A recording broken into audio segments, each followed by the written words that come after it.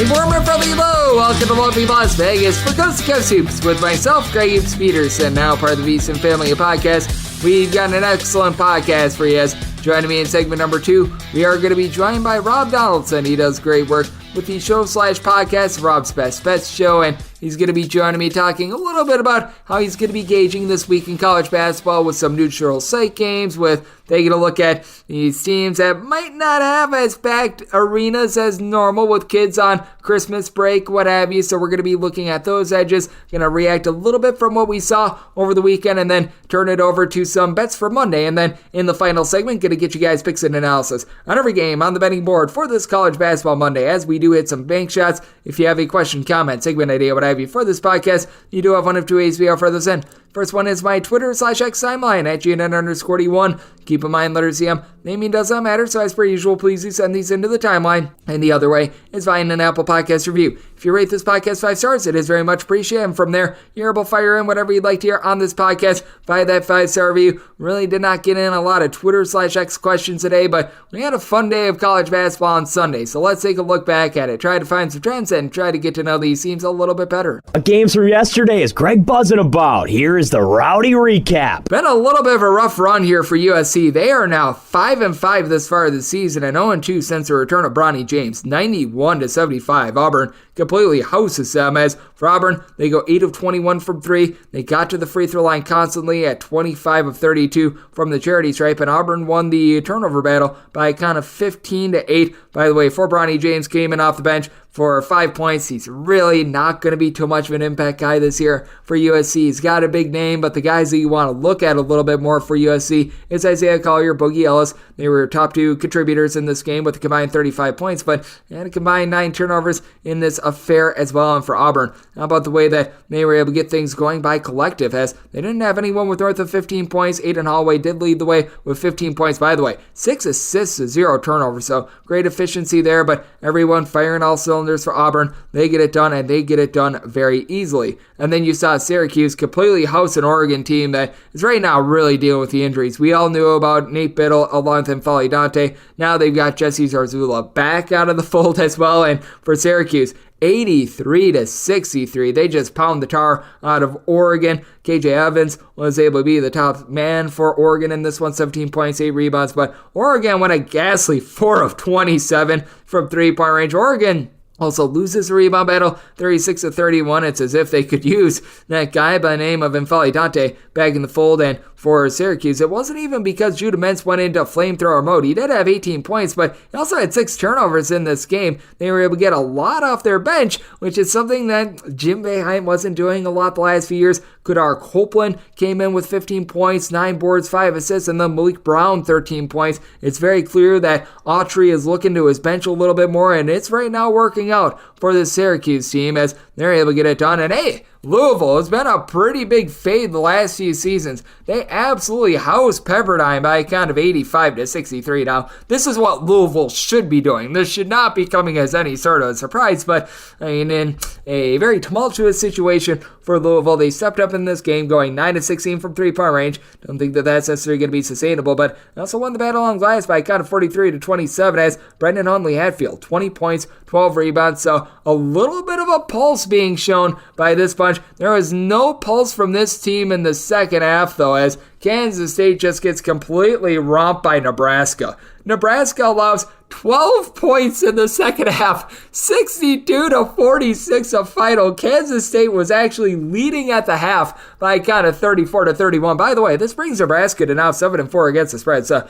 they've been able to do a rock-solid job on that front. But for Kansas State, if they fell out of a boat, they would not have hit water. They went 4 of 30 from 3-point range in this game. You had a pair of guys, Cam Carter along with Tyler Perry, combined for 23 points, but for Kansas State, absolutely nothing doing in this one, as Nebraska also wins the rebound battle by a count of 52-31, as he had a combined 30 rebounds from Rink Mass along with Jawan Gary. They combined for 32 points as well. Just not a good half in general for Kansas State out there. This was very solid, though. Boise State, who's been a little bit all over the place to begin the season, they take it to a Cal State Fullerton team that's very much gutted from a season ago. This by a count of 88-65. As Fullerton, a season ago, was one of your best cover teams in all of college basketball, and they're still right around 5-4 against the spread, but you can tell that The rebounding just currently not there for this Fullerton team, as Boise State won that battle by a count of 44-25, and been waiting for Omar Sandley to be able to bust out a little bit more for Boise State. A nice double-double, 14 points,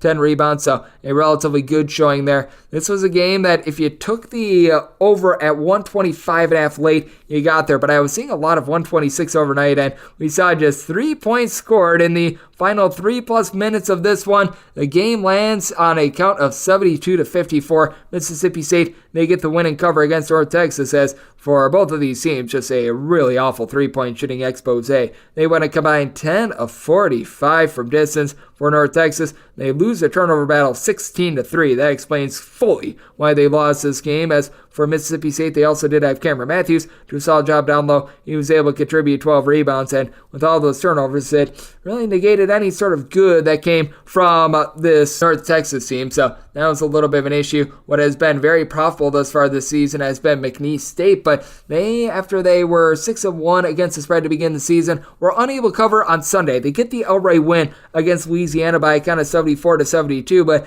we might be seeing a little bit of regression moving forward out of McNeese, as they did go 7-15 from 3, and in terms of fewest turnovers on a per possession basis, McNeese was one of the top teams in all of college basketball entering into Sunday. They did have 15 turnovers in this game, and for Louisiana, they hold in there because Kentrell Garnett goes 4 of 5 from 3 with 19 points. This is a Louisiana team that certainly is able to put up points. They're certainly going to give them up as well, but a nice showing there. Stanford has been rough the last few seasons, to say the least, but they were able to get a nice win, and they were able to cover the closing line against Idaho by a count of 82-64. This is just a relatively rough Idaho team, to say the least. 6 of 25 from 3, and for Stanford, they looked a little bit more put together in this game. Granted, I need to see it against a team not named Idaho, but 10 of 23 from 3-point range. You were able to get 12 points, 13 rebounds out of Maximine Raynaud, so that was a good sign for this team. What is currently a bad sign is if you're betting on Missouri, because Missouri has been rough this far this season out there in their home state. This was actually at the T-Mobile Arena. Missouri unable to get it done. 93-87 the final. It really looked like it was going to get out of hand. Missouri was down 65-49 towards the back half of the second half before they were able to make things a bit more respectable. But for Seton Hall, they go 10 of 23 from 3-point range. Seton Hall did turn the ball over 15 times in this game, but they won the rebound battle 31-29, as Tamar Bates was your main man for Missouri. He was able to chip in their 22 points, and for Missouri, they lose this game going 12 of 24 from 3-point range, and this looked a little bit more like the Missouri teams than we've seen the last few seasons under Dennis Gates, that they really push a tempo, but they're not playing a lot of defense, and for Missouri, they're now 3-8 against the spread thus far this season, so that has been a big giant issue. A team that's been covering big spreads all season long, that would be Iowa State. They closed as a favorite of 35.5 points, and they were able to cover that number against Florida A&M, who, by the way, Florida A&M was playing on back-to-back days, so yeah, that's rough. When you have to play against Iowa one day, and then you play Iowa State the next, you know that the schedule makers are not doing you any favors. 96-58. Iowa State absolutely able to romp Florida A&M. A Florida A&M team that actually went 10 of 27 from 3-point range.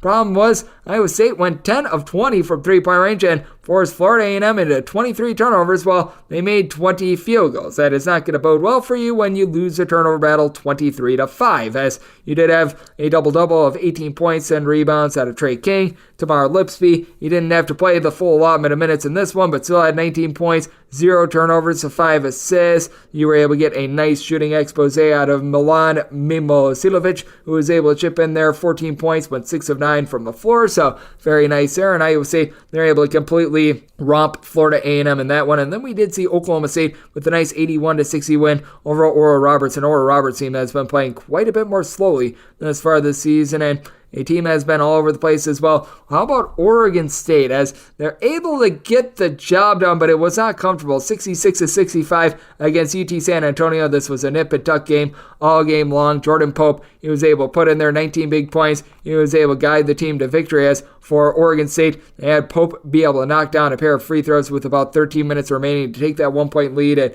they do get it done. And we did see some late night hoopla out there on the West Coast with Washington and Seattle going to double overtime, as Washington, they win 199 to maintain their undefeated record against Seattle, but it took double overtime and it took a 54.8% shooting percentage from the floor from Washington. They also went 8 of 17 from 3-point range, as it's a pretty balanced effort, as you did have Keon Brooks lead the way with 22 points, 9 rebounds, but looked like Seattle was going to be all bust through as they went 11 of 27 from 3, won the turnover battle 14-12, but for Washington, they win the rebound battle by a count of 42-38, and big reason why, Xavier Wheeler. How about him coming in off the bench? He had 4 turnovers and 4 fouls, but 19 points, 4 boards, 14 assists, 39 minutes off the bench. By the way, it's Paul Mulcahy. He actually played 16 minutes as a starter in this one, 6 assists and 0 points. So very insane game there. And for Washington, I believe at one point they had a 16-0 run as Seattle was leading by double digits throughout much of the first half into the second half before Washington storms back and is able to get it done. And then my DK Network right pick unfortunately goes down. Still been a relatively solid start to the year. I believe we're now 24-19, so we'll look to bounce back on Monday. But Nevada, they go on the road and they get a big win against Hawaii, 72-66. And this is a Nevada team that they have been covering like crazy. Sans that game against Drake where it did not go their way, I believe that they have covered all but 2 of their games thus far this season. As for Nevada, they couldn't find it from 3-point range. They went 3 of 14 from distance. Hawaii got a lot of calls, admittedly, but they went 25-36 at the free throw line. And anyone that watched this, and I did, Hawaii, 2 ghastly turnovers at the end of this game as Hawaii loses that turnover battle by a count of 12-8. And for Nevada, even though they weren't getting it cooking from 3-point range, he did get a really good performance out of Nick Davidson. He didn't have a big scoring outburst, but he was just a little bit of everywhere in this game. 11 points, 7 boards, 4 assists, 2 blocks. Nobody in the starting lineup had more than 16 points, but all 5 guys were able to reach double figures. So a quality win for Nevada as they held Hawaii to 3 of 17 3-point shooting. If you're looking at demonstrative teams with regards to a totals perspective, we did see Alcorn State play another over. They are now 9-1 to the over. They fall to Northern Iowa by a count of 100-82. Alcorn State at this point just playing absolutely no defense whatsoever. This was a closing total of 149.5, went well over the total, and for Northern Iowa, 16.5-point favorites. They are able to get the cover. As for Northern Iowa, they go 14 of 29 from 3-point range. They did a solid job of being able to win the rebound battle by a count of 31-27 as well. And Tate Anderson,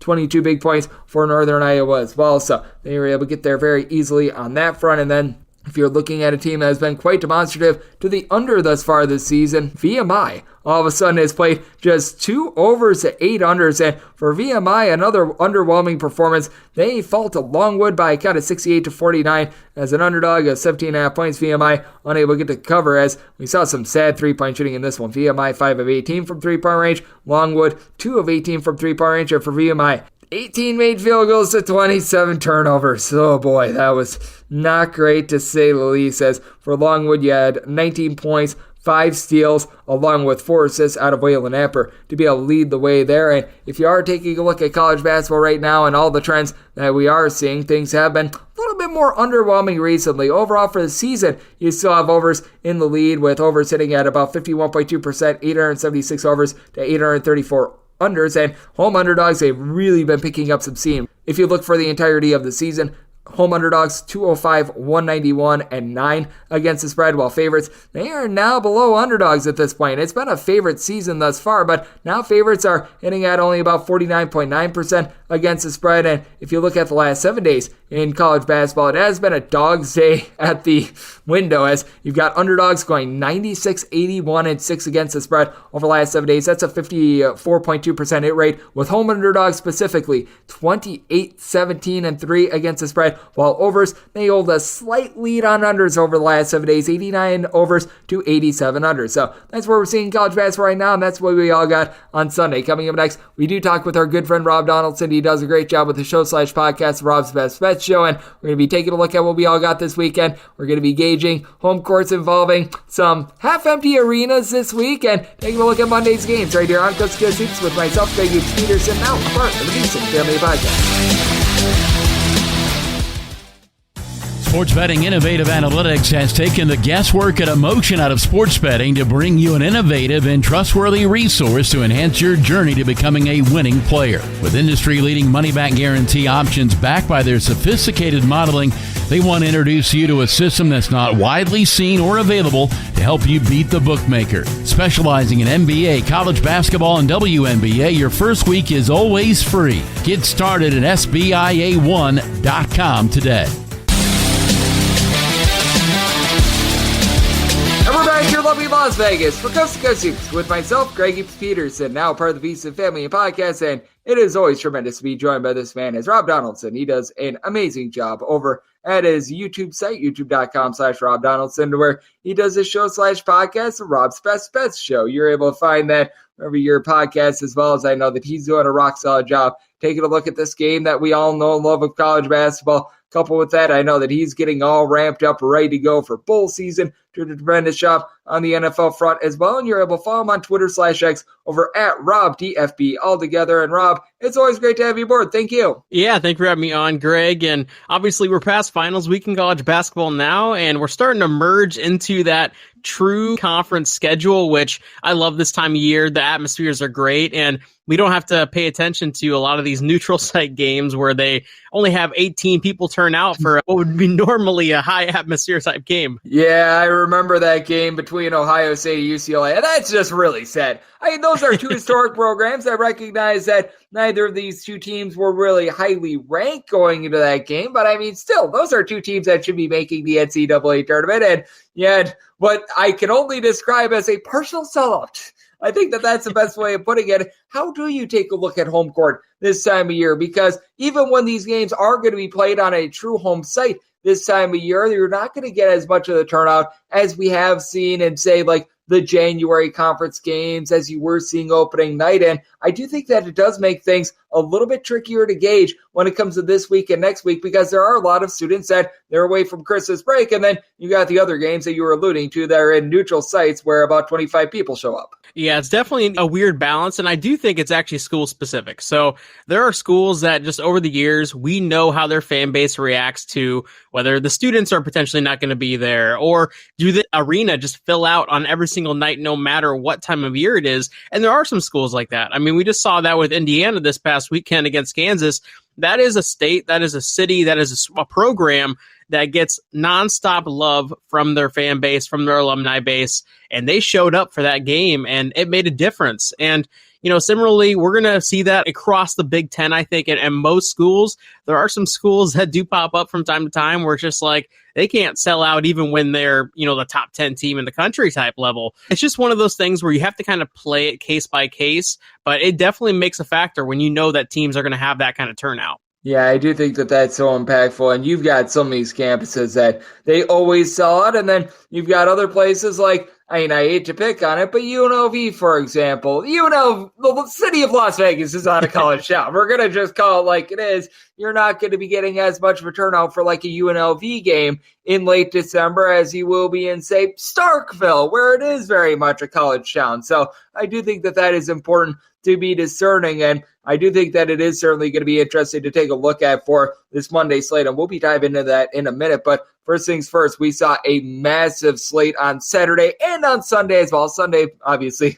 little bit less so than Saturday, but were there any results over the weekend that really did catch your eye in terms of feeling a little bit more bullish or a little bit more bearish on a few teams? Yeah, you know, I'm really starting to buy again into Michigan State, right? I mean, how can you not after they just absolutely stormed Baylor? And this has been my sort of take on Michigan State throughout these early season struggles, quote unquote. They've been dropping games to top 10 teams, truly. And then on neutral sites or on the road. And I do think that there was an overcorrection with, all right, well, Michigan State is a complete work in progress, where I still think that they are a top 20 team in all college basketball. I truly believe that. I mean, they lost to Duke, they lost to Arizona, they lost to a good James Madison team, and all of those games, they were pretty much in it outside of the Duke game. I really do think that that's going to be, this win against Baylor this past weekend is going to be a really big flipping point for that team. I mean, they're just too well coached, obviously, with Izzo, but they're also loaded with talent. And there is that little point in the middle where it's going to take some time to get those pieces meshing together. I mean, we saw it with a lot of teams that brought in the transfer portal guys this week and finally got them on the floor. Not a lot of them looked that great. And again, we've been hammering this point, but there is a process to actually getting a team meshing well together. And sometimes that takes months and it maybe doesn't even happen at all. The meshing process, you just never know how it's going to go. It's very much a team-specific thing, much like we were talking about with home court as well. So there's a lot of question marks that do need to be answered with a lot of these teams. And there has been a team that has been able to answer some question marks that is going to be in action on Monday. As shown me on the show, we do have Rob Donaldson. He does great work with his show/podcast, Rob's Best Bets. And he's joining me right here on Coast to Coast Hoops. And I mean, it's insane that I bring up this game first when taking a look at the Monday slate. But how about Chicago State right now being about a 2-point favorite against UT Rio Grande Valley with a total of 144 to 144.5? And you don't want to be a prisoner of the moment, but I just take a look at this game, and this feels really short on a Chicago State team that has actually been able to put it together with their basketball team.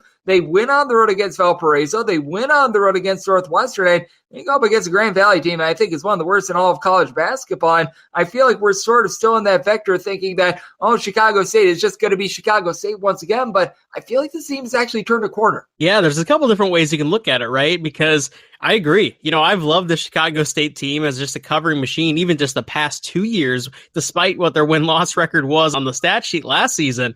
And, they are 4-9 still right now, but you said it, they won at Northwestern and didn't just sneak out a win. They battled through a lot of Northwestern runs in that game, and Northwestern even came back and took the lead within the last 3-4 minutes, I believe, as well. And Chicago State weathered it and took another 4-point lead back and then held on. I mean, you've really got to tip your cap to what Chicago State's been doing these past 2 games and what they've actually did at the end part of last season as well. That said, you can kind of look at this as, well, their stock really can't get much higher because it's Chicago State and they just won 2 road games pretty convincingly. Or you can say, well, listen, a lot of people are still going to look at the Chicago State team as potentially one of the worst in all of college basketball over the past decade. UT Rio Grande Valley, they're not that great. I mean, they've had some pretty decent play-up spots against Tarleton and against Grand Canyon, and they even beat Corpus Christi as well.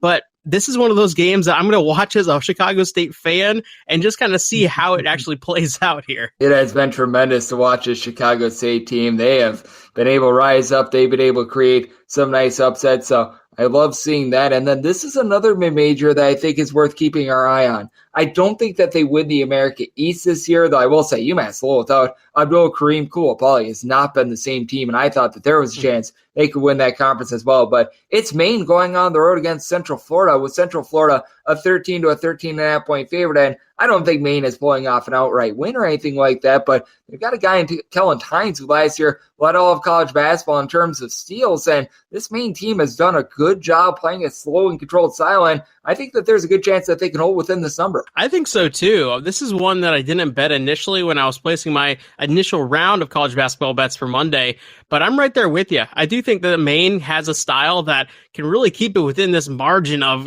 13, 14 points. The UCF, this is a team, obviously, with Johnny Dawkins. I have a lot of respect for that program and what he's been able to do there over the years, but they're not that imposing in terms of just their onslaught of offense or their onslaught of defense. This is a pretty well-balanced team across the board, and to lay this kind of number against a Maine team that we've seen play pretty well in some spots, I'm right there with you. I definitely think Maine is a side, and this will probably end up as a bet for me as well. Oh, no doubt about it, as I do think that this is a Maine bunch that has been getting a little bit of short shrift this season as well, and it's one that I'm certainly going to be watching out for. As joining me on the show, we do have Rob Donaldson. He does great work with his show/podcast, Rob's Best Bet Show, joining me right here on Coast to Coast Hoops. And one of the most shocking things that we saw all weekend long, Michigan State not just winning against Baylor. I felt like winning in the state of Michigan against Baylor. You know what? That's something I could have seen. The way that they just completely romped them, I thought was quite surprising. Now they're going to look to try to piggyback off of prosperity as they play host to an Oakland team that already has knocked off Xavier,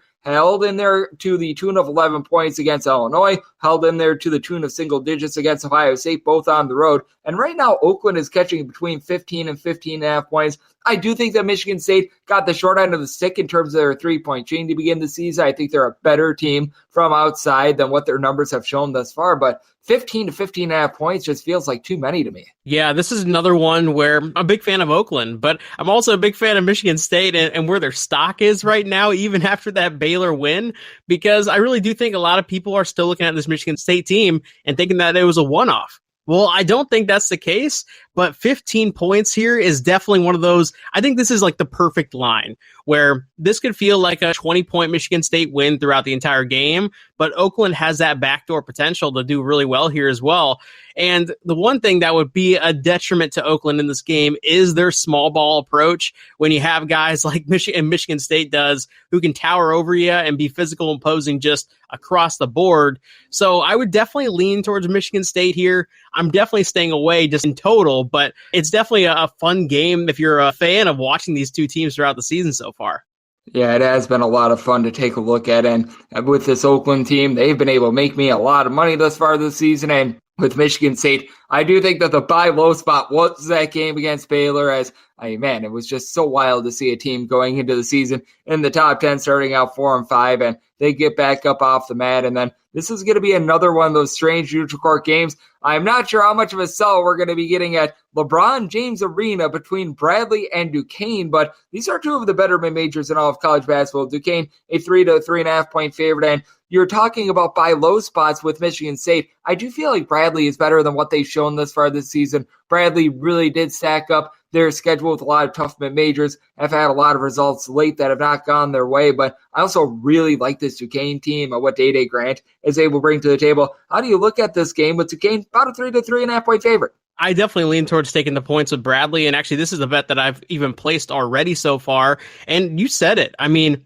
Vermont, Murray State, Indiana State, Akron, Cleveland State. That's in a row for Bradley in terms of teams that they just faced. And if you, like you and me, if you follow the mid-major style of basketball, you know those are some quality programs outside of actually Murray State this year, who's the worst of those five. Bradley, man, I really do think this is a team that could potentially win the Missouri Valley. So if you're getting 3 points and an entire possession here with Bradley, I really love that, despite Duquesne and what they can provide offensively. Yeah, with this Duquesne team, it's been nice to be able to watch them thus far this season. I would like to see a little bit more rebounding out of them as well. That is a question mark that I do have with this bunch, so we shall see what happens there, as Rob Donaldson does great work with the show/podcast. Rob's Best Bet Show is joining me on Coast to Coast Hoops. And in terms of Monday slate, we don't necessarily have a ton of ranked teams or anything like that. We certainly did run through some of the bigger ones. We also do have Wake Forest against Delaware State, which I personally am going to be looking at 20 points with Delaware State, but that's a game that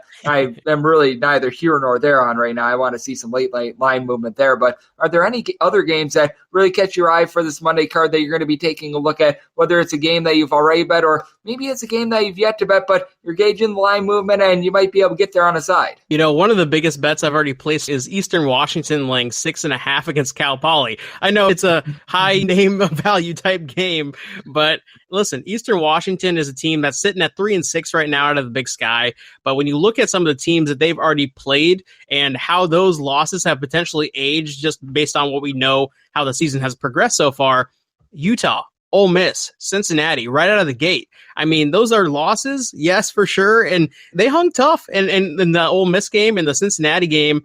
But, you know, those teams have actually played pretty darn well. And this 3-6 record for Eastern Washington is really deceiving, in my opinion. And I really do think this is going to be a team that gets better as the season goes on here. Laying the 6.5 points, I'm all about it. And that's definitely one of my bigger bets of the day. Yep, I can't blame you there. This is a Cal Poly team that they always play halfway decent on defense. I don't have anything bad to say about the defense. This offense for about an eon has been just absolutely dreadful. And this is actually a game where I look a little bit more at the total under. I know that Eastern Washington is a little bit more of an up-tempo team, but Cal Poly never plays fast. They always have a very rough time in terms of their three-point shooting, turning the ball over. So with the total north of 146, personally, I just don't think that Cal Poly does their part with regards to the total. But a man that always does this part with giving us great insights and always doing a great job of breaking down this great game that we all know and love is you, Rob. I know you do tremendous work on the college basketball front, along with taking a look at all that we're getting with college football, the NFL, and so much more. So let the good people at home know it's all on tap for you and how people are able to follow along on social media and other platforms. Yeah, this is going to be a crazy week and crazy month and a couple months coming up here for us because we got college basketball, we got college football wrapping up, and then we got the NFL NFL and the playoffs coming up there as well.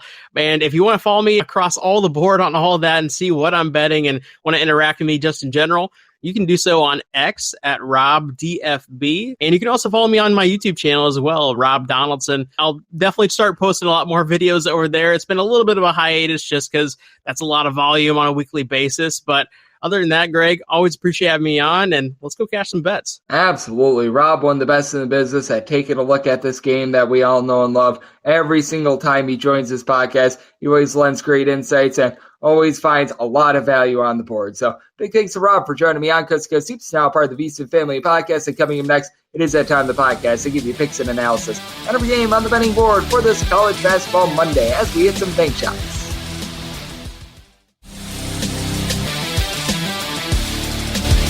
And we're back here in lovely Las Vegas for Coast to Coast Hoops with myself, Greg Hoops Peterson, now part of the VSiN Family Podcast. It is always a pleasure to be joined by Rob Donaldson. He does great work with the show/podcast Rob's Best Bets. Here we catch that on his YouTube feed, youtube.com/Rob Donaldson. Does an absolutely incredible job there. Every single time he joins this podcast, he always lends amazing insights, so always nice to have him aboard. Big thanks to Rob for joining me in the last segment. Now it is that time of the podcast to give you picks and analysis on every game on the betting board for this College Basketball Monday as we hit some bank shots. Most financial establishments close at a certain time, but not here. It is time for a side and total on every game on today's betting board bank shots. Do note that as per usual, any changes that are made to these plays will be listed up on my Twitter/X feed at GNet_D1. We're going to be going in Las Vegas rotation order as we're going to be going with the games with 3 digits on the rotation first, and then the extra games involve games with 6 digits, and those conferences involve the Patriot League, the Big South, the Southland, the America East, the Northeast Conference, the MEAC, and the SWAC. So let's get things all started with this first game of 871-872 on the betting board. Coastal Carolina, it's a road face-off against the College of Charleston, and Charleston finds themselves as a favorite of between 15 to 16 points. And your total on this game are between 155.5 and 156.5, and I did set this line at 16.5. I'm going to be willing to lay with Charleston. Remarkably, Coastal Carolina really has not hit the road at all this year. They might have played one road game, but this team just never goes away from Myrtle Beach. I have no idea how, I have no idea why, but they are very inexperienced on the road. And even with all those games at home, it's been a Coastal Carolina team that has badly struggled in terms of their defense. In terms of points allowed on a per possession basis, this team is well outside the top 250, going up against the College of Charleston team that they've been a little bit banged up this year. They were just, with bad variance in general to begin the campaign, and they've really been able to rise up as there's just really no comparing these two teams with regards to what they've been doing recently. As Coastal Carolina, as a matter of fact, 332nd in the country in terms of points allowed on a per possession basis, despite the fact that they have had all of those home games. And for Charleston, it is very much a whole is greater than the sum of its parts sort of approach. This despite the fact that they've had a pair of guards in Jordan Crawford, coupled with also Kobe Rogers, who have both missed multiple games this season. And Crawford, right now, their best three-point shooter, shooting 52% from 3. These guys are both now fully healthy, and you get good rebounding by committee for the Charleston team, as you got 4 separate guys giving you at least 4.5 rebounds per game. Once again, not that dominant scorer. Ben Burnham is right now your top guy with about 13 points per game. And for Charleston, overall this season, they are about 216th in the country in terms of points allowed on a per possession basis, but I do feel like this is a team that's very much turning the corner in terms of their offense. At least 74 points scored in each of their last 5 games, going up against a Coastal Carolina team that has just been getting absolute cash. They give up 90 points to Winthrop. They give up 88 points to Wofford. The offense has been a relatively solid constant, but even with them, fewer than 70 points scored in 2 out of their last 4 games against Division I competition. And for Coastal Carolina, they are turning the ball over north of 13 times per contest. You've had some relatively solid play in the backcourt, as you've been able to have Jacob Meyer give you about 13.5 points per game, along with Kylan Blackman as well. You've been able to have the transfer from George Mason in Janika Ojiakpo be able to chip in there about 10 rebounds per game as well, but they're really missing that main facilitator, as Meyer has been able to give you about 3 assists per game. But I do think that this is going to be a little bit sloppier against a Charleston team that in past years they've done a relatively solid job of being able to take away the ball. Haven't shown that much this year, but now have given up 71 points or fewer in 3 of their last 4 games. Feels like it's a Charleston team that's starting to come together. And in Coastal Carolina's first road test, I just don't think that they're going to be up to snuff. Did set this line at 16.5, so one way up to 16 with Charleston, and did so I total 154.5 because I do think that Coastal Carolina Virginia going to be out of sorts in terms of their offense, going up against a Charleston team that is now outside the top 75 in terms of total possessions per game. They've been a little bit slower this year. So take a look at the under, and I'm going to be willing to lay it with the College of Charleston. 873, 874 on the betting board. It is Oakland, and the road face-off against Michigan State, as Michigan State is a 15 to a 15.5 point favorite. Totals between 134.5 and 135.5. I did set my total at 136. I'm looking at the over. Oakland has really slowed down their tempo, and this is an Oakland team that has improved on defense, but now let's not pretend like this is some sort of an amazing Oakland defense in terms of points allowed on a per possession basis. They're 200th in all of college basketball. I will also say this about Oakland. They're actually giving up 5.3 points fewer per 100 possessions when they are at home rather than when they are on the road. And for Michigan State, this is a top 35 team in the country in terms of points allowed on a per possession basis, but this is also a Michigan State team that a season ago, they were in the top 5 nationally in terms of three-point shooting percentage. They brought back a lot of guys, and because they were a lot of older guys, maybe they had a little bit of a glass ceiling, but this is still a better team than one that shoots 32% from three-point range. Ty Walker has been the do-it-all scorer for this team. 21 points, 2.5 assists, shooting 39% from three. AJ Ogard is the only other guy on this team that's giving you double figures, chipping in there 4.5 points with his 10.5 points per contest, but I do feel like with the younger guys seeing more minutes, it's really been able to help out this Michigan State team, as Colin Carr has come up very big in that game against Baylor. He had 6 points, multiple steals, and you don't need him to be like anything amazing or anything like that. You just need him to be a bit more efficient than, say, like a Matty Sissoko, who actually did have a relatively solid game against Baylor. He had 8 rebounds in 19 minutes and give you a lot in terms of scoring, but you know what? You're certainly going to take that. Xavier Booker, 7 points in 8 minutes. That's something that you do like to see. Michigan State brought in a very star-studded freshman class that it feels like these guys are coming along for the ride, but this is also an Oakland team that is hard to guard because you've got Trey Townsend, who stands in the neighborhood about 6'6". He's been able to drain 44% of his threes, 16 points, 7.5 rebounds per game. It's a battle-tested Oakland team that has already won on the road against Xavier. They held in there to the tune of 11 points or less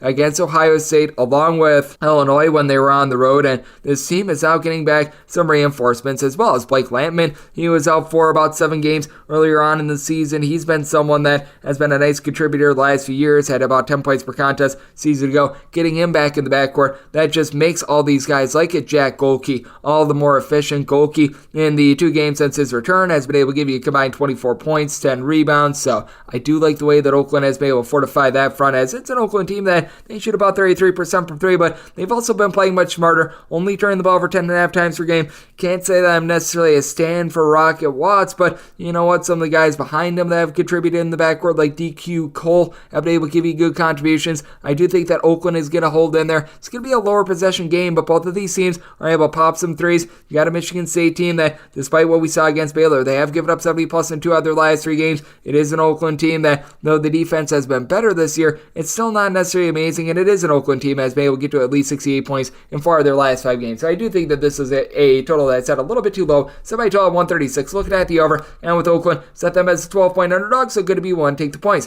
875, 876 on the betting board. It is Murray State, and the road to face off against Little Rock, and Little Rock is between a pick'em to a 1-point favorite, and your total on this game staying between 152.5 and 153. With Little Rock, I did set them as a favorite of 2.5 points, so I'm going to be willing to lay up to 2 with them, and it is a Little Rock squad that has been very much based around transfers this season. I do like some of the pieces that they brought in. Now, they have been dealing with quite a few injuries, as Kalen, aka KK Robinson, he was really the main scorer for this team early on during the season. He's been missing for the last 5 or so games after he was logging about 17 to 18 points per game, so that has been a little bit of a blow for this team, but you do take a look at the flip side and what you're able to get out of Murray State, and well, it's not a lot of defense. Outside of the top 250 in terms of points allowed on a per possession basis, you've got a pair of guys in Rob Perry along Jacoby Wood who have been solid in the backcourt. These 2 guys are combining for about 28.5 points. Wood is shooting 40% from 3-point range while dishing out 4.5 assists per game, and to the credit of Murray State,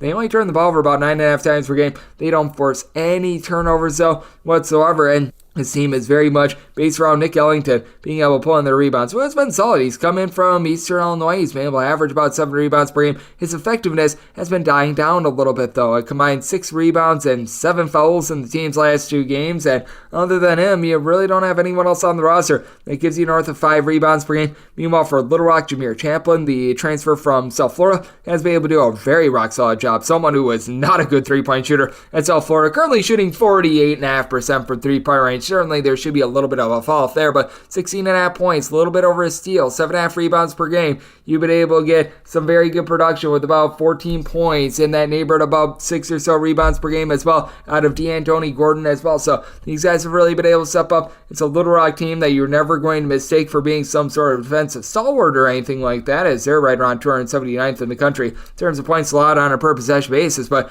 Murray State is actually giving up more points on a per possession basis. You've got a little bit more rebounding with this Little Rock team. You're even able to get right around about 4.5 or so rebounds per game out of Jalen Crooker Johnson, who's come in as a 6'8" freshman and has really impacted the team recently. He has logged at least 13 points in 4 of the last 5 games. Take a look at the last 3 games that he has played. It combined 30 rebounds, 3 blocks in that time span. So I like what he's bringing to the table, and it does elevate a Little Rock team down low to be able to get this thing to victory. So I did set Little Rock as a 2.5 point favorite. I'm going to be willing to lay the small number and did set my total 152.5. Even though you've got 2, shall we say, very inefficient defenses to say the least, you just might not get enough possessions in this game, as it is a Murray State squad that is well outside the top 200 in terms of total possessions per game. So I do think that you fall just a little bit short in terms of the amount of possessions needed for and over. So I'm going to be taking a look at the total under, and I'm going to be willing to lay the small number / take as a pick'em. Little Rock 877, 878 on the betting board. It is Duquesne and Bradley doing battle. This is going to be from old LeBron James Arena, and right now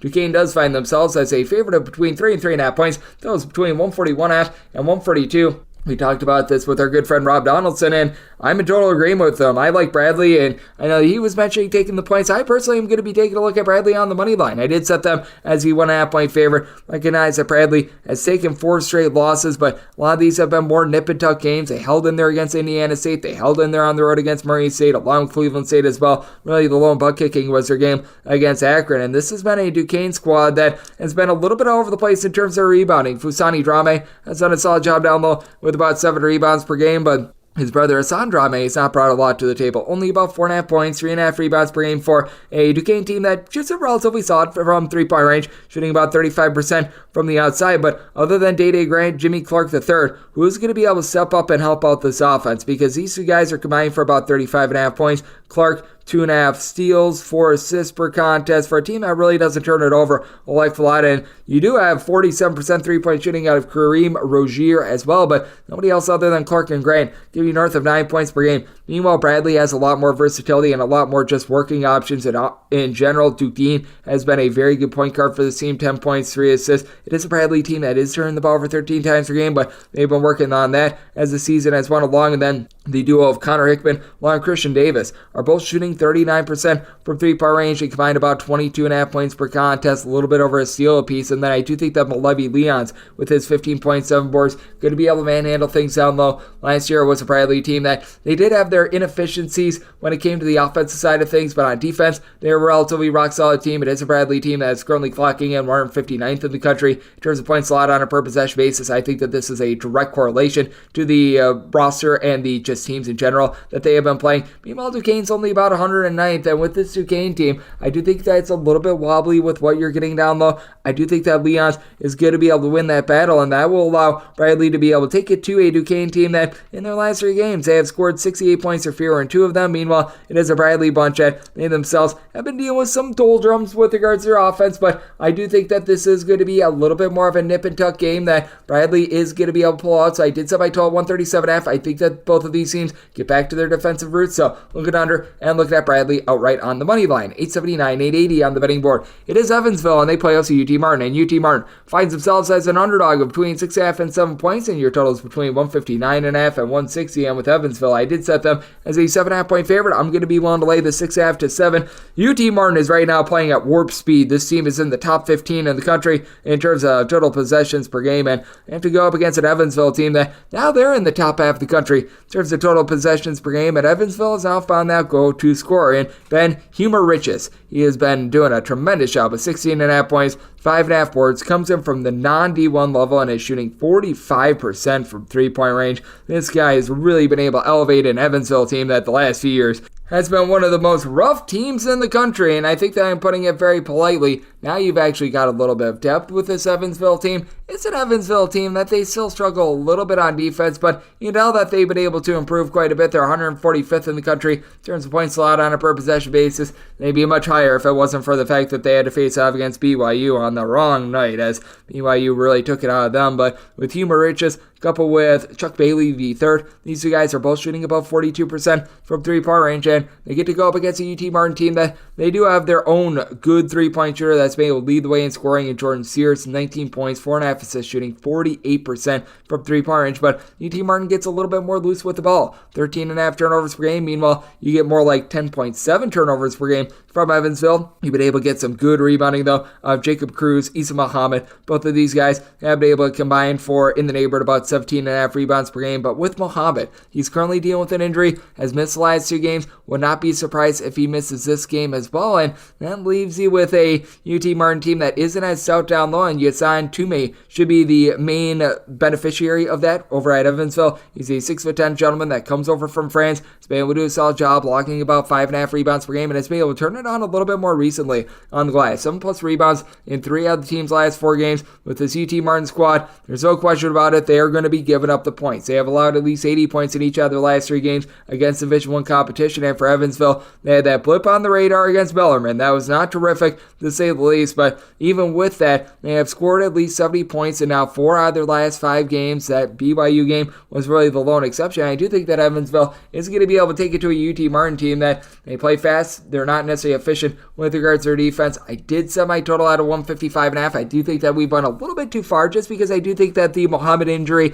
is going to be affecting UT Martin in general. I do think that Evansville is starting to improve a little bit more in terms of their defense and just really find out who they are. So going to be diving in on the under, and with Evansville willing to lay up to 7 points with them. 881, 882 on the betting board. Jacksonville St is on the road facing off against Tarleton St, and Tarleton St is a 4.5 point favorite with your total between 125.5 and 126.5. I did set Tarleton St as a 7.5 point favorite, so this is going to be a number that I'm going to be willing to lay. Tarleton St, one of the more slow, grind about teams in all of college basketball that very much does rely upon turnovers. With Tarleton St, this is overall a relatively solid defense, 139th in the country in terms of points allowed on a per possession basis, so they're able to get the job done there. They are a team that's going to gamble for turnovers, but they're going to be also going up against a Jacksonville St team that they themselves, if they have an open shot, they might not necessarily be able to make it. As for Jacksonville St, really the main form of offense has been able to generate second chances. As for Jacksonville St, they are rebounding well north of 35% of their misses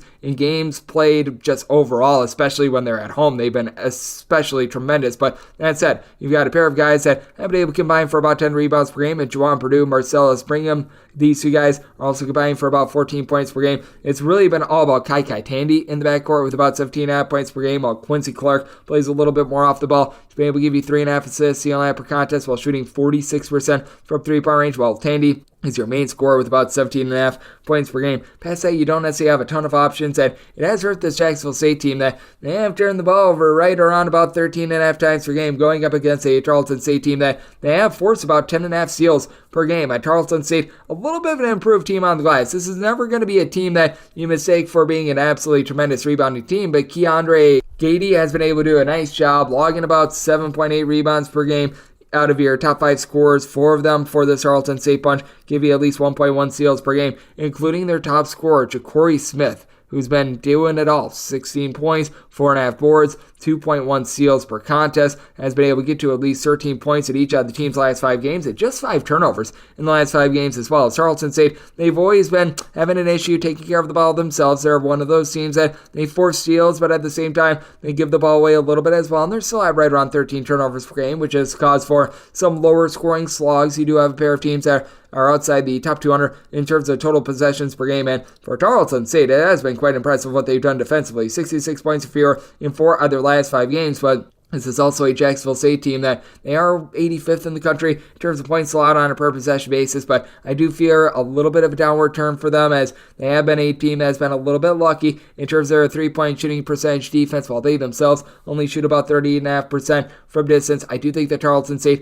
going to be able to do a solid job of being able to be an elixir down low to what Jacksonville St is able to do, and I do think that Tarleton St is going to be able to take advantage of a Jacksonville St team that gets too loose with the ball, turn that defense into offense, and it with fast break opportunities, which is why I did set my total 133.5. And when you do have a spread like I do, as I did set Tarleton St as a 7.5 point favorite, when you're down 7 with a minute remaining, that leads to a lot of late game fouling. So I do think that we're going to be seeing a little bit more scoring in this spot. Going to be looking at the over, set my total 133.5, and I'm willing to lay it to 7 with Tarleton. 883, 884 on the betting board. Sacramento State plays host to UC San Diego, and UC San Diego is between a pick'em to a 1 point underdog. Your total is between 138 and 138.5. I did set Sacramento State as a 2 point favorite. So as a pick'em / a 1 point favorite, I'm going to be willing to ride with Sacramento State. For Sacramento State, this has not been the bunch that you were necessarily expecting, because typically under this coaching regime of David Patrick, they play super duper slowly. They're not going to give you a ton in terms of offense, but they're going to get after it on defense, and Sacramento State hasn't done a lot of that thus far this season. As for Sac State, in terms of points allowed on a per possession basis, this team is 293rd in all of college basketball, but they have been significantly better when they have been at home, as they're giving up about 17.6 points fewer per 100 possessions when they are at home rather than on the road, and they are going up against a UC San Diego team that it's very fair to question their defense as well. As for the UC San Diego team is right around 210th in the country in terms of points allowed on a per possession basis, and for UC San Diego, it does feel like they rely a little bit too much on their main man in Bryce Pope, who has been doing a tremendous job, giving you 18 points per contest, shooting about 34% from 3-point range. Has been very consistent as well, 13 plus points in each of the last 5 games, but doesn't necessarily facilitate a lot. You've got Eniwea Tight Jones, hopefully I said that correctly, who's been able to give you about 3.5 assists per contest, but with this UC San Diego team, they've been all sorts of banged up. Now they're getting Emmanuel Shaminga back in the fold. That's going to be able to help them out a little bit down low, but I do think that Sacramento State, even with that, is going to be able to win the battle down low, because Duncan Boom Boom Powell has been one of the more explosive and one of the most versatile players in all of college basketball. 14 points, 9 boards, 3 assists, shooting just over 30% from 3-point range, as a transfer from North Carolina A&T has really given the team some unexpected production, and we are starting to see the Sacramento State defense pick up a little bit of steam, as they have now given up 63 points or fewer in 2 of their last 3 games. Lone exception is when they went up against a Long Beach State team that just truly runs it and guns it in. For Sacramento State, the 16 turnovers per game, that is a little bit unsightly, but they do go up against a UC San Diego team that they're much more built down low with their defense. They don't force a lot of steals. They're only generating about 6 per contest. So Z Hermoda, who comes over from Utah State, shooting about 37% from 3, 13.5 points per contest. He should be able to get some pretty good wide open looks. And then for UC San Diego, you just haven't gotten what you were expecting. The transfer that came in from the Pac-12, and Jerron Brooks. Jerron Brooks began his career at Washington and USC. He's been a starter for this team that is shooting 46% from 3 to his credit, but he expected a little bit more than 5 points, 4 rebounds, and 3 fouls per game.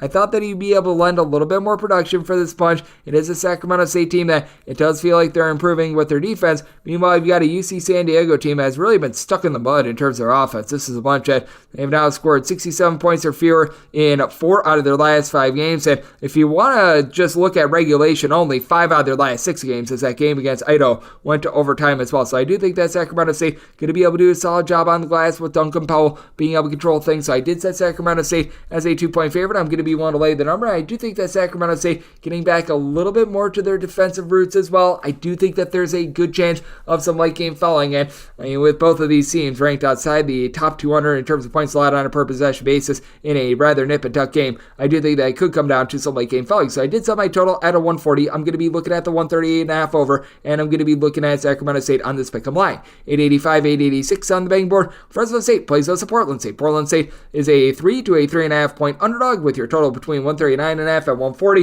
And with Portland State, I did set them as an underdog of 6.5 points, so I'm going to be willing to lay this number. With Fresno State, did not cover when I wrote them up with my DK network right up over the weekend, but still is a Fresno State team that I'm highly impressed by. In that game against Cal State Bakersfield, they just couldn't sink threes, and I do think that they're going to be able to get back to happy in this one, as they've got each other top 3 scorers, and Isaiah Hill, Xavier Dussel, Donovan Yap, all making good contributions for this team with a combined 35 points, and you've got Yap and Dussel both shooting at least 41.5% from 3-point range. This after the team last year was a much worse 3-point shooting team, but that addition of Dussel has freed things up for Isaiah Hill to be a nice distributor with about 6 assists, a 2.6 turnovers per game. It is still a Fresno State team that turns the ball over a little bit too much, but Portland State in past years, this would be a team that would get after it. They would force a bunch of turnovers. They're not only getting about 7 steals per game this year. Now, even without Cameron Parker in the fold, they've actually done a much better job of taking care of the ball. 9.7 turnovers per game. So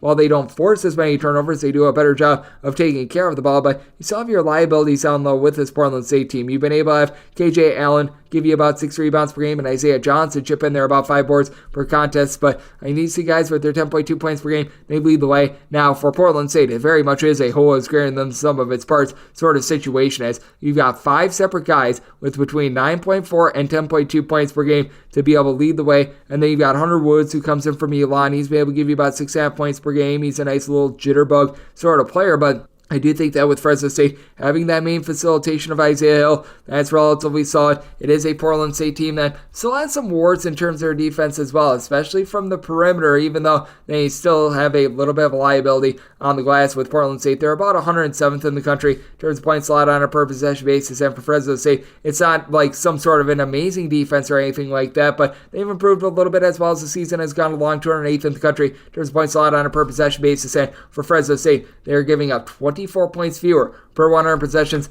at home rather than on the road. I do think that with Fresno State having down low Inyak Boyake, who's been able to give you 7.5 rebounds per game, that's going to be big. Now, you do want to note this with Fresno State. I would have probably set them as closer to an 8 to an 8.5 point favorite, but Eduardo Andre was out of the fold in the team's most recent game. I am not quite sure why, but I'm sort of counting him out for this game. Once again, it was very strange to see him out of the fold in that last game, but you still do have plenty of rebounding on the team, as you still get right around 4.5 to 5 rebounds per game out of Leo Calmiero. Hopefully I said that one correctly. He was able to make some good contributions for this team over the last few games, as he's been able to give you combined 9 rebounds over the last 2 contests with 17 points. So I do think that he's going to be able to step up in the spot as a 6'7", little bit of a combo player, and that'll allow Fresno State to be able to win and cover against a Portland State team that certainly has been struggling in terms of their offense against E1 competition, with 65 points or fewer in their last 2 games, going up against the Fresno State team that has found their swagger defensively. 70 points or fewer surrender in 4 out of their last 5 games. So I did set my total at 140.5.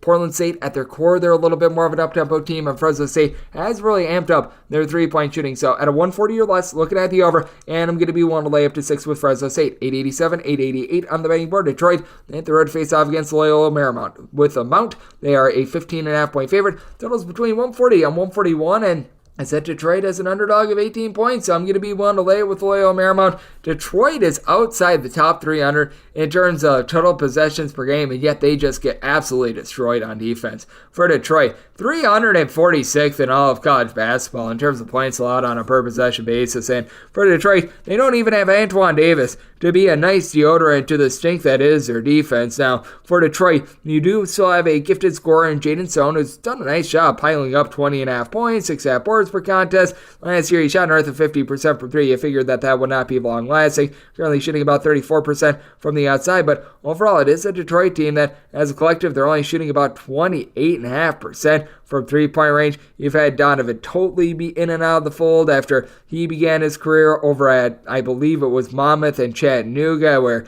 he was very solid for both of those schools, but he just has not been able to stay healthy. You've got a little bit of versatility out of Eduardo Della Cadia, 9.6 boards for the 6'8" combo player that comes over from Italy, but you don't have a lot of 3-point shooting outside of Stone. And for Loyola Marymount, the team is very efficient with the ball, as you've been able to have Justice Hill be able to do a really solid job, giving out 4.2 assists and 1.6 turnovers per game. He has had stops at LSU and Murray State as well. Has never had more than 2 turnovers per game, and that's big for a Marymount team that they do rely upon that execution, as this team is not one that is going to be going up tempo outside the top 200 in terms of total possessions per game, but they shoot 36% from 3, and at this point I'm just waiting for the emergence of Kelly Leu Pepe, who a season ago was tremendous. 13 points, 6.5 boards, 6-6 combo player that shot north of 40% from 3, down to 25% from distance this year, only about 7.5 points, 4.5 boards per contest. They've had him do a lot more down low, even though they now have the 7-footer and Lars Tiemann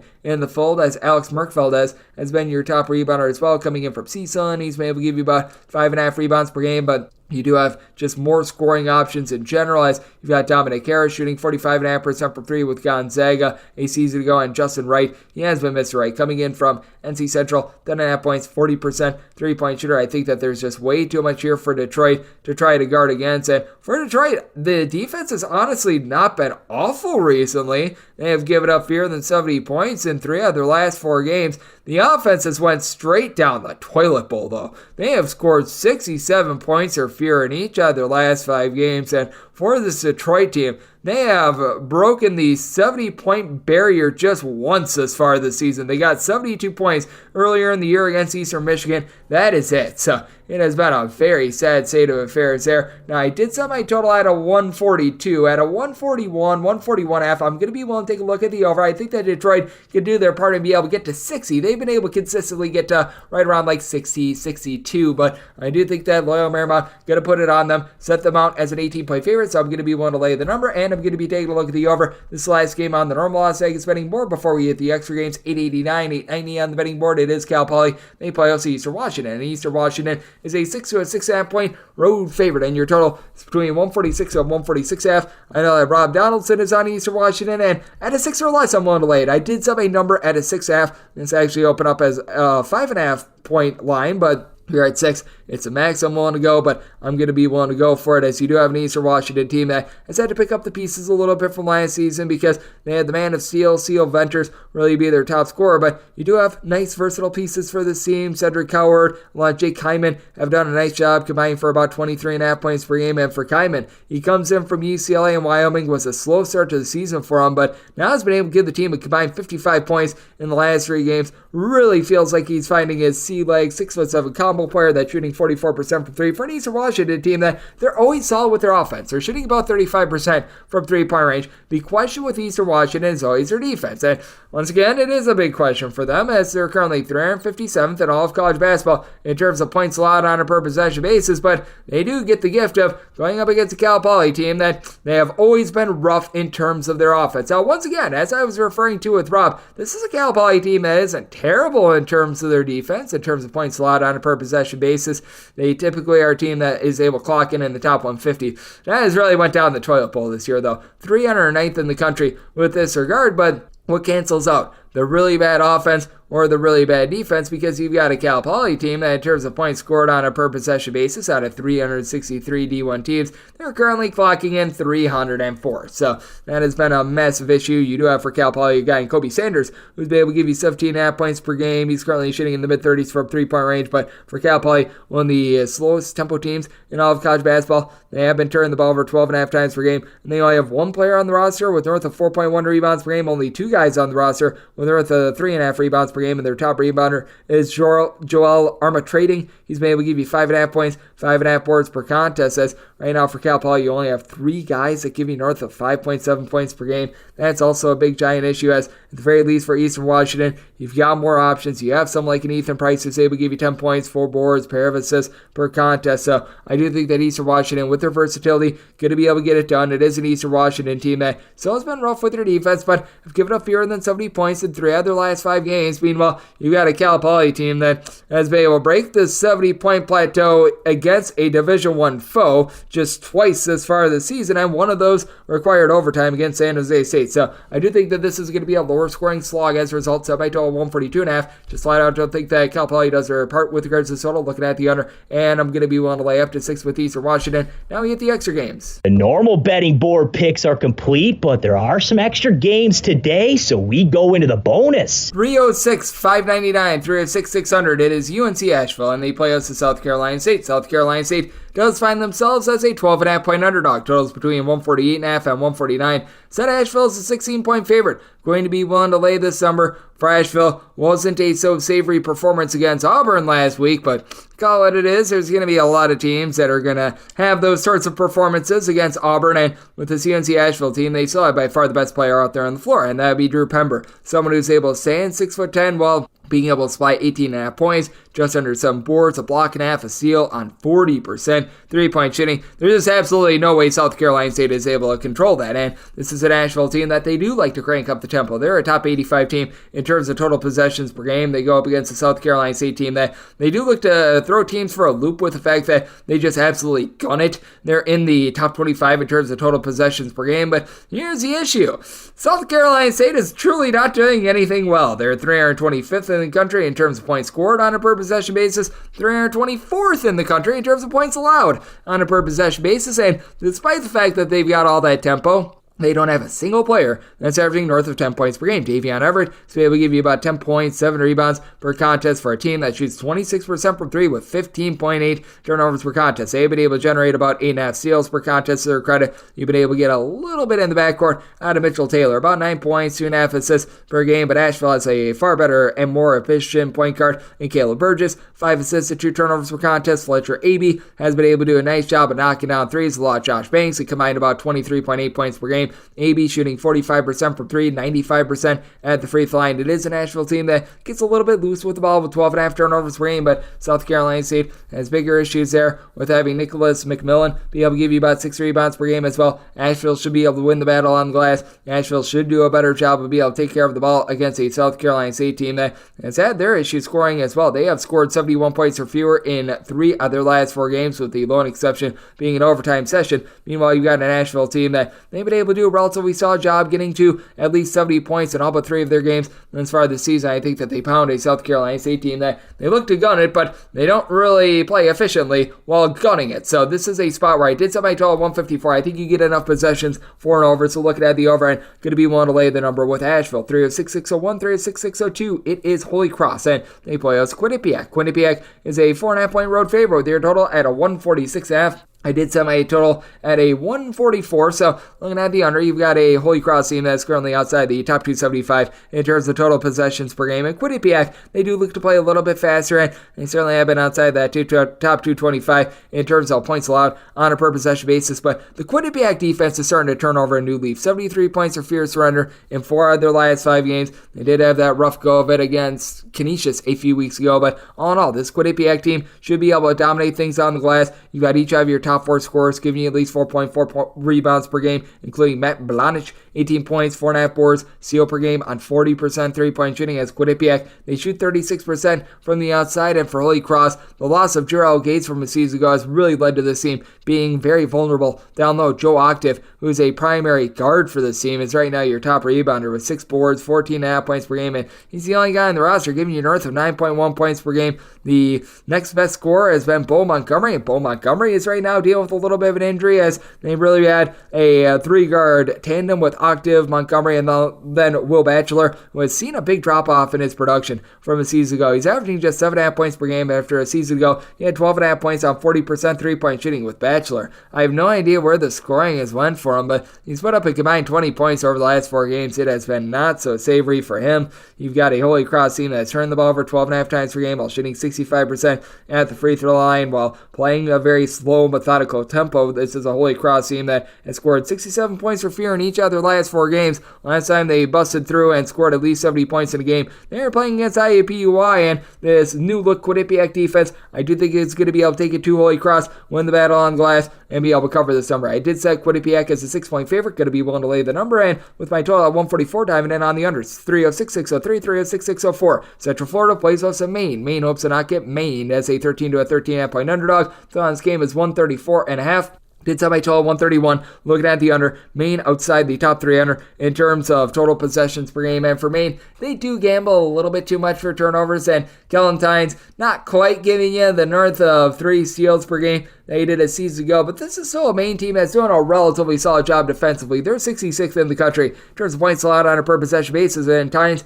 is really doing it on so many different fronts. 2 steals, 3.5 assists, leading the team with 14.5 points per game. Only shoots about 30% from 3-point range. That's not necessarily the forte of this Maine team, but Maine does provide them with a little bit of help with having Peter Filipovsky be able to do a nice job with about 7 boards, 14 points per game. AJ Lopez being out of the fold has been hurting this team quite a bit in the backcourt, but the man that stepped up in his absence is Deshante Wright-McLeish, who's currently shooting 46% from the outside. Overall for the season, about 8.5 points per game, and it's been a little bit wobbly in terms of the offensive production, but the defense has been there. Last 5 games, a combined 9 steals for a Maine team that does a good job of being able to take care of the ball themselves. Only about 10.9 turnovers per game. They go up against the Central Florida team that last year they were one of the top defensive teams in terms of points allowed on a per possession basis in the country, and they have piggybacked off of that even further. After they were a top 50 team with this regard a season ago, they're now giving up 5 points fewer per 100 possessions this year than they did a season ago. A big reason why Abrima Diallo, who comes over from San Jose State, true 7-footer, has been able to give you about 6 boards, 2.5 blocks per contest for a Central Florida team that they do have a tough time taking care of the ball. 13 turnovers per game.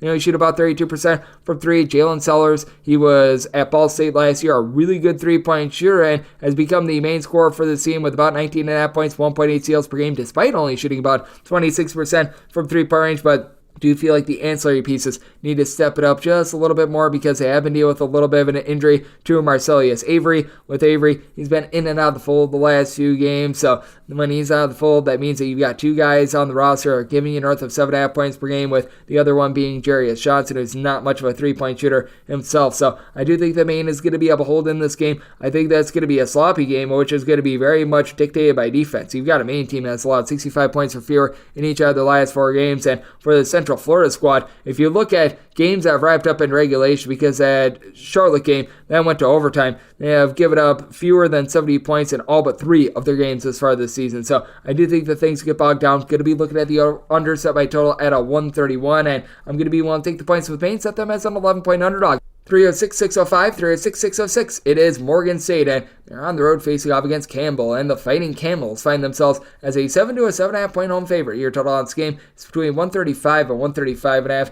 Good old battle of the tortoise and the hare. Morgan State is one of the fastest teams in all of college basketball. Campbell's one of the slowest teams in all of college basketball. I do think that the offense is actually going to win out. Part of it is because I do think that this is going to be a game that is close enough for late game following. I did set my line at a 6.5 when the team is down 6 to 7 points with a minute remaining. We all know what that means, the hackathon and the march of the free throw line. So going to be taking a look at the over. And not only that, I do think that both of these defenses are going to be quite inefficient in this game. It's not like Campbell has done an amazing job with their defense, 158th in the country in terms of points allowed on a per possession basis, actually giving up more points per possession at home rather than on the road. And then you've got a Morgan State team that in terms of points allowed on a per possession basis, 355th in all of college basketball. But with Morgan State, they do counter with Winston Tabbs, who I remember when he was at Boston College a few years ago. This guy was absolutely incredible. He was just dealing with injuries in general, but at Boston College, he was a 13-point per game scorer out in the ACC, currently shooting about 35% from three-point range. Now, Morgan State has been missing Miles Thompson recently, a transfer from St. Francis of Pennsylvania, who ironically enough missed all of last year due to injury, but along with Winston Tabbs, assuming that Thompson is going to be out of the fold once again, you still have four separate guys that are able to contribute about 8 to 9.5 points per contest, as you've been able to get nearly 10 points per game as well out of Cameron Hobbs, who's been able to shoot 40% from three-point range. It is a Morgan State team as a whole. They shoot about 33.5% from three-point range. They go up against a Campbell bunch that is very much based around Anthony De La Rosa, who's been able to give you 15.5 points, 6.5 boards, shooting about 35.5% from three, for a core that only shoots about 30.5% from the outside. And you've really only got two guys that give you north of 6.5 points per game, as Lernis Vetsarius has been the other guy who's been able to log about 10 points per contest, but it is a Morgan State team that very much has been giving up the points recently. In games against Division I competition, they have given up 77 plus in each of their last three games. The offense has been a little bit all over the place for them, as well as it has been for Campbell. As for Campbell, in their last 5 games, they have scored 48, 87, 50, 88, and 97 points. So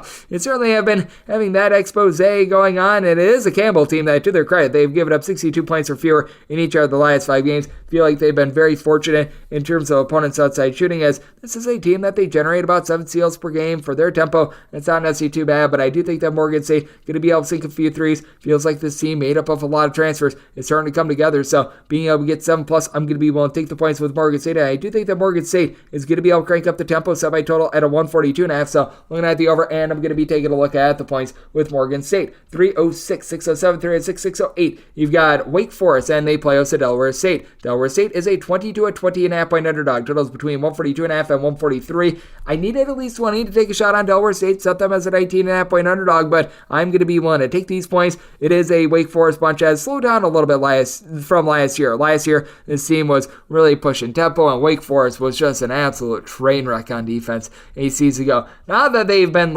amazing thus far this season, but Wake Forest, in terms of points allowed on a per possession basis, on their fourth. They're giving up about 5.1 points fewer per 100 possessions this year rather than a season ago. But for Delaware State, they've been able to find a bit more in the backcourt, as you've got a duo of Martez Robinson along with Javon Muniz, who have done a nice job contributing about 32.7 points per contest, a combined 4 steals, with both of these guys, between the two of them, shooting about 40% 36% from three-point range. The big issue for Delaware State, the 15.5 turnovers per game, and they go up against a Wake Forest team that doesn't necessarily force a lot of turnovers. For Wake Forest, they now have reinforcements on the way as Efton Reed, the true 7-footer that comes over from Gonzaga and LSU, is back in 2 games. He's been able to log a combined 17 rebounds in these games, and that's big because right now for Wake Forest, if you didn't have Efton Reed out there, you'd have 4 guys that are currently notching more than 5 points per game. It's a very top-heavy team as Hunter Salas, Kevin Boopy Miller, Cameron Hildreth have all given you between 16.6 and 18 points per game, with Austin Carr being more of that big man that gives you 15 points, 7 boards, and is able to pop it from 3. And between the 4 of these guys, they're shooting about 35 to 36% from 3-point range, with Miller and Salas combining for about 3 steals per contest. But it's a very, very top-heavy Wake Forest team. Meanwhile, with Delaware State, you're able to throw at teams a few more options. It's not necessarily the world's greatest versatile player, but you do have someone in Brandon Stone that stands right around 6'11", that's able to pop threes, has been dealing with a little bit of an injury and might be back out of the fold once again in this one. But Raymond Somerville, he's been able to do a solid job, giving the team about a block per contest the last 2 years at 6'11". You've also been able to get in the neighborhood about 7 points, 6 rebounds per game out of Wesley Oba, who comes over from England. So I do think that with Delaware State, they're going to be able to hold in this game. It is a Delaware State team that plays quite slow, under control, and in regulation has given up 70 points or fewer in 4 out of their last 5 games. So I'm going to be willing to take 20 plus here with Delaware State. And I did set my total at a 145.5. It is a Wake Forest team that is playing a little bit more slowly this year, but they do have quite a bit of explosiveness on offense. It's Wake Forest bunch that's gone to at least 75 points in 4 of their last 5 games. That includes a game against Rutgers. So looking at the over and looking at the points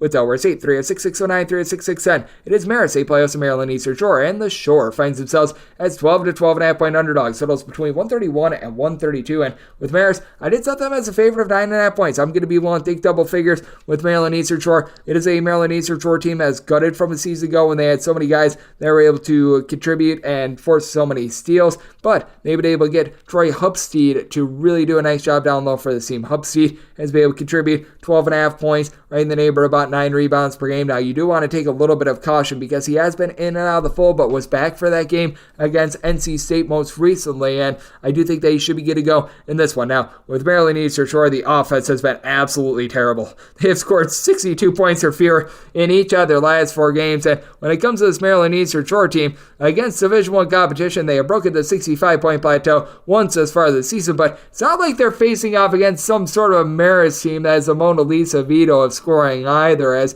Marist has gotten past 71 points just once thus far this season, and for Marist, they're very much based down low as well. As Max Allen II, it's done a solid job, being able to contribute about 13.5 points in the neighborhood, about 4 rebounds per game, but it's not even like this Marist team does a great job on the glass. Last year, Patrick Gardner was their main rebounder. Now with him out of the fold, you've only got one guy that is able to give you north of 4.8 rebounds per game, and that'd be 6'4" Isaiah Brickner, who's having to do a little bit of everything. 7.5 points, 5.5 boards, 3.5 assists for a team that shoots 34% from 3, turns it over 12.5 times per contest as a relatively slow-tempo team for Maryland Eastern Shore. While they are lacking in terms of generating turnovers from a season ago, they do still have one main guy in Chase Davis, who returns from a season ago, shooting 38% from 3, a little bit over a steal per contest for a team in the Shore that they shoot relatively on par with Marist, shooting about 32.7% from 3-point range. They also turn the ball over about 12.8 times per game. I think that this is going to be a relatively sloppy game in which Maryland Eastern Shore going to be able to hold in there on the glass, which will allow them to remain snug in this game. I did set my line at 9.5, so taking double figures with Maryland Eastern Shore and made my total a 127.5, so also diving in on the under. Now in my DK Network right up pick, 3 of 6, 611, 3 of 6, 612. Chicago State plays us at UT Rio Grande Valley. Grand Valley finds themselves as a 2 to 2.5 point underdog, and your total is 144 to 144.5. We set Chicago State as a 7.5 point favorite. Folks, welcome to the Twilight Zone. My DK Network write-up pick is backing Chicago State on the spread. I never thought we would be at this point, but Chicago State has all of a sudden experienced prosperity. They go on the road last week, they knock off Valparaiso, they knock off Northwestern, and they look far more competent right now than a UT Rio Grande Valley team that has won once thus far this season against a Division I team. Out of their 3 wins, 2 of them have come against non-Division I teams, and I do think that for the Chicago State team, they're going to have a tough time facing off against a Chicago State bunch that has been able to do a relatively solid job of finding some good versatility. You've got 2 guys in Jay-Sean Corbett along with Wesley Carded, who have been your main men. Corbett, your top rebounder, 7 boards, 13.5 points per game. Carded shooting 36.5% from 3, 19 points, 5 rebounds per game, and while it's not a Chicago State State team as amazing on the boards by any stretch of the imagination, this UT Rio Grande Valley team is getting absolutely cooked. For UT Rio Grande Valley, they currently are outside the top 350 in terms of rebound rate. They're allowing opponents to grab an offensive rebound on 34.6% of their misses. And with the Chicago State team, the guy that's really been standing out to me recently, and a big reason for their renaissance, has been Noble Crawford. He is the transfer that comes in from Long Island, was a little bit of an afterthought to begin the season, has now been able to log 9+ points in 3 out of the team's last 4 games. He's been consistent on the glass with at least 5 rebounds in every one of them, and this guy is generating turnovers as well. As for Noble Crawford, 2+ steals in 4 of the last 5 games. I've been thoroughly impressed by what he's been able to bring to the table, and for UT Rio Grande Valley, you're just lacking a lot of that firepower. You had Anthony Tipler come in after he was a solid 3-point shooter over at East Tennessee State. I believe they also played at Coastal Carolina. He's not out of the fold now. You do have a pair of guys in the backcourt, and Elijah Elliott, he's been your main scorer with about 15 points per game, and then Hassan Abdul Hakim, who is a 6'8", little bit of a do-it-all player. They've been relatively solid pieces. They combine for about 6.4 assists per game, but they also turn the ball over 14 times per game, and the rise of Chicago State has been because they have forced turnovers. The Cougars, 19th in the nation in terms of turnovers forced on a per-possession basis. They're a relatively slow-tempo team. Chicago State is 255th in the country in terms of total possessions per game. UT Rio Grande Valley, they're looking to run it and gun it a little bit more, but as a team for UT Rio Grande Valley, they're shooting 27.8% from 3-point range. You've had Aaron Freeman be able to give you about 6 or so rebounds per game, and have had a little bit of something out of Dalen Williams as well. 8.5 points, 6 boards, 2.5 assists as a 6'8", little bit of a combo player, but with Grand Valley's inability to take care of the ball. And for Chicago State, their biggest bugaboo has been 3-point shooting, ranking 307th in the country in terms of 3-point shooting percentage. Now they get to go up against a team that really struggles at being able to guard the arc in UT Rio Grande Valley, who ranks 297th in terms of points allowed on a per possession basis, 312th in opponent 3-point shooting percentage. I think that Chicago State continues on this winning streak, extends it to 3 in a row. I set Chicago State as a 7.5 point favorite. My DK Network write-up pick is backing Chicago State and did set my total 145.5. I do think that this game going to be cranked a little bit more up tempo, and I do think that Chicago State, who's been shooting only about 25.5% from 3 at home, they're able to bust out of this funk. So my write-up pick is on Chicago State laying the number, and I'm also going to be looking at the over. 306-613, 306-614. Lamar is playing us to Southern Miss. Southern Miss opened up as a pick'em. They're now a 2.5 point favorite. Totals between 149.5 and 150.5. I did set Southern Miss as a 7-point favorite. I'm going to be willing to lay this number. I know I've been catching some flack on social media because I'm not necessarily a believer in Andre Curbelo, and I don't know how much Andre Curbelo is going to be able to elevate this team. I will say this as well, after what we saw out of Southern Miss last week, and them not being able to put the ball in the basket, I think that perhaps Craig Peterson might be able to elevate that team a little bit. But, I mean, this is a Southern Miss team that even if they get a complete nothing burger out of Andre Curbelo, they should be able to dominate this game. I do like what they've been able to get down low as they bring in the transfer from UNLV to be able to pair up with Victor Hart. Hart has been able to give you about 15 points, right around about 5.5 boards. He's done a nice job generating 2 steals per game. Meanwhile, that gentleman from UNLV, Victor Iwakar, he's been able to do a solid job with about a block and a half, 4.5 rebounds per game. And Southern Miss, they just need to get back to what was so good for them last year, and that was generating turnovers, and they still have out of their top 5 scorers, 4 of them generating at least 1.1 steals per game. Their main man, Austin Crowley, does need a little bit of help in the backcourt. 15.5 points, 4 boards, 4 assists, only shooting about 31% from 3, but Donovan Ivory, he's been a nice change of pace guy, a guy that's able to play off the ball, shoots about 42% from 3-point range, and to the credit of Southern Miss, even though the offense hasn't been efficient, they've taken care of the ball with about 11.5 turnovers per game, and they should be able to force turnovers on a Lamar team that ranks outside the top 225 in terms of taking care of the ball, 13.7 turnovers per game. Now, it's really unique what Lamar does, as out of their top 5 scorers, 4 guys give you at least 2.1 assists per game, and they've got 5 guys in total with at least 2 assists per contest, so sharing is really caring for them. You've got Adam Hamilton down low, so he will give you about 7.5 boards, 11 points per game, and you've got a lot of interchangeable parts. You don't have anyone other than BB Knight giving you north of 11 points per game. He chips in there 12.4 points per contest, but you've got 5 separate guys giving you at least 9.8 points per game. You've got 7 different guys giving you at least 8.7 points per game. So this is one of those teams in which I say whole is greater than the sum of its parts. I really do mean it with Lamar, and Lamar, they're currently shooting 39.7% from 3-point range. I do think that there's going to be some pretty massive regression that's going to be coming through for that, and it is a Lamar team that is very much improved. I do think that this this is a Lamar team that they're going to be able to do some nice things out there in the Southland, but I do take a look at this spot. I do think that's a good one for Southern Miss, and if Andre Cabello provides absolutely nothing else, he's actually been a relatively good defender throughout his career. His offensive game, he's never really been too terrific there, and for Southern Miss, they've been the bad luck team in terms of three-point shooting defense. 37.6% from distance is what they're allowing after last year. That was 32.2% from three-point range. I think that should be improving just a little bit against the Lamar team that I think is doing for that regressional bump, as Lamar, they themselves allow opponents to shoot right in the neighborhood about 36.5% from three. So this is a spot where I did set my total 143. I'm looking at the under. Southern Miss has not been an up-tempo team this year. I do think that with Andre Cabello coming back, it's going to lead to some turnovers, but I think that both teams really turn the ball over a lot in this game. So looking at the under, and since Southern Miss is a 7-point favorite, so I'm willing to lay the number in. We wrap things up with 306-615, 306-616. Jacksonville is going to be playing Louisiana Monroe. This is actually the early game, by the way. I think bookmakers just forgot to put it on the board to start out with, but that said, Jacksonville is a 5-point favorite, and your total is 139, and I did set Jacksonville as a 5.5-point favorite. Here at the 5, it's a max I'm willing to lay, but I'm going to be willing to lay with Jacksonville. This is typically a team that really holds their head on defense. They do a nice job of being able to lock down defensively. That has not been the case this year, as Jacksonville is right now 300th in the country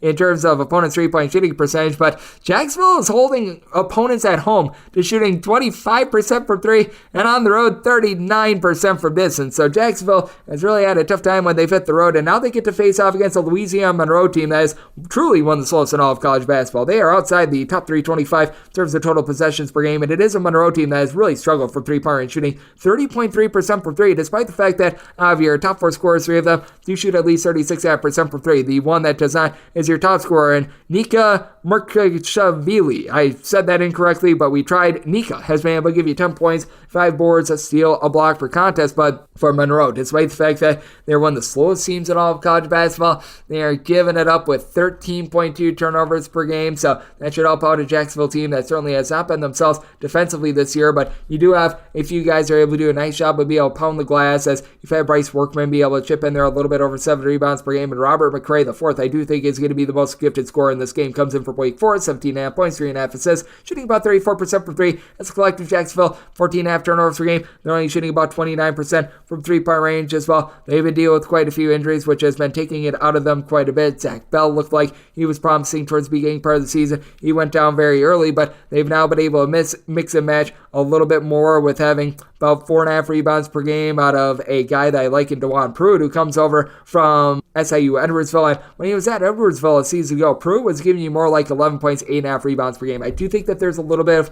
untapped potential there for Jacksonville. It has been a wobbly start to the season, but the defense, it has been able to pick it up just a little bit. They gave up 54 points in the last game against a non-Division I team, and their offense has really been nice as well. They've been able to chip in their 80-plus points in 3 out of their last 4 games. Meanwhile, it's a Louisiana Monroe team that truly has been all over the place in terms of their offensive production, as well as they've been able to get past 70 points in 4 out of their last 5 games. I think that was very much a product of the competition that they were playing. Tariq LaCour is able to give you about 3 assists per game, but I do think that both of these teams get back to their roots, play this game a little bit more slowly. I did set my total at a 135.5, diving in on the under, and I'm willing to take Jacksonville as a favorite of up to 5.5 points, and also part of the under is because this game is an 8:30 a.m. Pacific, 11:30 a.m. Eastern time tip as well, so that factors into that as well. And now we'll wrap things up for the Monday edition of Coast to Coast Hoops, now part of the VSiN Family and Podcast. A big thanks to Rob Donaldson. Does amazing work over at youtube.com/Rob Donaldson with his show, The Rob's Best Bet Show. Join me in the last segment. If you do like hearing from this fine podcast, Coast to Coast Hoops, you're able to subscribe wherever your podcast, Apple Podcasts, Google Play, Spotify, Stitcher, and TuneIn. If you have a question, comment, segment idea, what have you for this podcast, you do have one of 2 ways to be able to fire those in. First one is my Twitter/X timeline at @Junior_41. Keep in mind, letters EM, they mean does not matter, so as per usual, please do send these into the timeline. Other way is on an Apple Podcast review. If you rate this podcast 5 stars, it is very much appreciated. From there, you're able to fire in whatever you'd like to hear on this podcast via that 5-star review, and I'm coming at you guys every single day throughout the college basketball season, and that means I'm coming at you once again tomorrow. Thank you so much for tuning in.